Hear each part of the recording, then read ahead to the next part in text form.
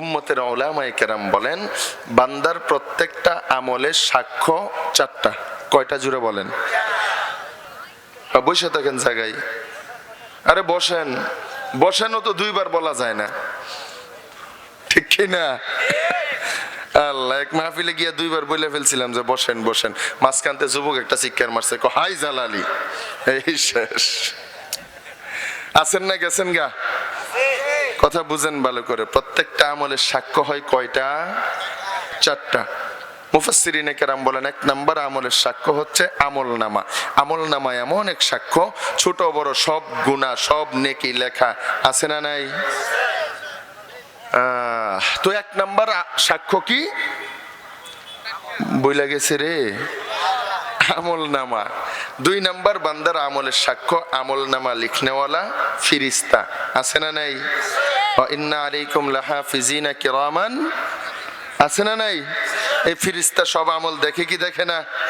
উম্মতের উলামায়ে কেরাম বলেন বান্দার আমলের ৩ নাম্বার সাক্ষ্য বান্দার অঙ্গ প্রত্যঙ্গ, হাত, চোখ, নাক, কান, পেট, এগুলো সাক্ষ্য দেওয়ার শক্তি আছে না নাই?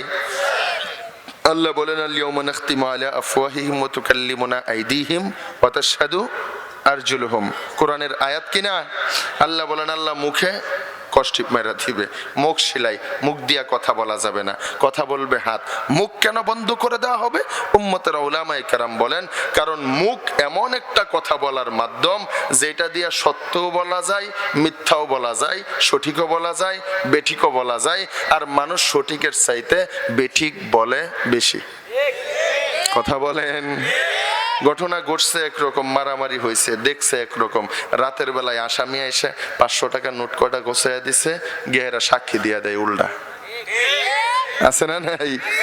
আল্লাহু আকবার। এই জন্য মুখ দিয়া যেহেতু উল্টা বলা যায়, সত্যের বিপরীতে বলা যায়, এই জন্য আল্লাহ তাআলা মুখ বন্ধ করে দিবেন।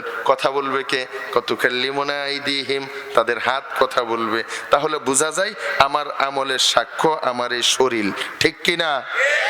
এখন একটা জিনিস বুঝেন, আপনি গুনাহ যত গোপনেই করেন নিজের শরীর থেকে গোপন করতে পারবেন? তাহলে গুনাহ বুঝা শুনে করেন, যে এটা আমার বয়ানের মূল উদ্দেশ্য না। বান্দার আমলের 4 নাম্বার সাক্ষ্য আল্লাহর এই জমিন। উম্মতের উলামায়ে কেরাম বলেন বান্দা যে জমিনে বসে যেই আমল করে ওই জমিন ওই আমলের সাক্ষ্য।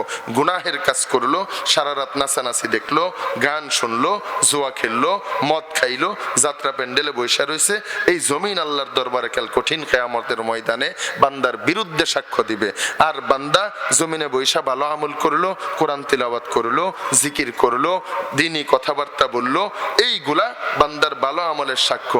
এই জন্য হাদিস শরীফ আমাদেরকে কি বলে? আল্লাহর রাসূল বলেন ও আমার উম্মত, তুমি ফরজ নামাজটা যেই জায়গায় পড়লা, সুন্নাতটা জায়গা নরে অন্য জায়গায় গিয়া পড়ো। কেন? বলে তুমি যত বেশি জায়গায় আল্লাহর কুদরতি পায়ে সাজদা দিবা, তোমার তত বেশি সাজদার সাক্ষ্য হবে। সুবহানাল্লাহ, জোরে বলেন। এই জন্য ভালো কাজের সাক্ষ্য দরকার আছে না নাই? এক জায়গায় বসে দীর্ঘ সময় বয়ান শুনলাম, জায়গা নইরা যদি আরেক জায়গায় যাই, এই জায়গাটাও বলবে আল্লাহ আমার উপরে বসে বসে কোরআনের আলোচনা শুনছে, ঠিক কিনা? এই জন্য সাক্ষ্য বাড়ানোর দরকার আছে। কোন কাজের? খারাপ কাজের না ভালো কাজের? কে কে ভালো কাজের সাক্ষ্য বাড়াইতে চায়? আল্লাহকে হাত তুলে দেখাই। একটা মানুষও নিজের জায়গায় থাকবো না, অন্তত আধা হাত হইলেও সামনে আসবো। কারো সামনে ফাঁকা থাকতে পারবে না, একেবারে চাইবা যাবেন ইনশাল্লাহ।